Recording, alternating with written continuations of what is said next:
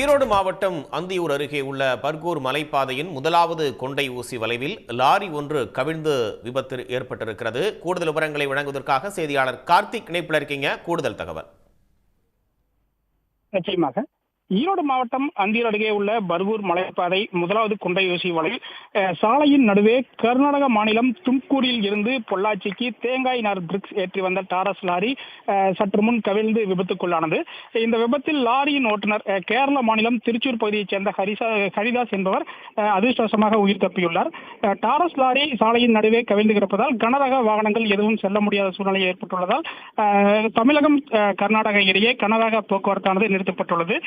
மேலும் இந்த car, bike மற்றும் இந்த சிறிய ரக வாகனங்களானது சென்று வருகிறது. குறிப்பாக இந்த திம்பம் மலைப்பாதை வழியாகவே அதிகமாக இந்த கர்நாடகாவிற்கு கனரக வாகனங்கள் சென்று வந்து கொண்டிருந்தன. அந்த இரவு நேரத்தில் கனரக போக்குவரத்தானது நிறுத்தப்பட்டதை அடுத்து இந்த கர்நாடகா செல்லும் அனைத்து கனரக வாகனங்களும் தற்போது அந்தியூர் பர்கூர் மலைப்பகுதி வழியாக கர்நாடகாவுக்கு அதிக அளவு இந்த கனரக வாகன போக்குவரத்தானது தற்போது இருந்து வருகிறது. இந்த நிலையில் தான் இந்த கனரக போக்குவரத்தானது கனரக லாரியானது தற்போது விபத்துக்குள்ளாகி அப்பகுதியில் போக்குவரத்தானது துண்டிக்கப்பட்டுள்ளது. கூடுதல் விவரங்களுக்கு நன்றி கார்த்திக். உடனுக்குடன் செய்திகளை தெரிந்து கொள்ள சன் நியூஸ் பெல் ஐகானை கிளிக் பண்ணுங்க.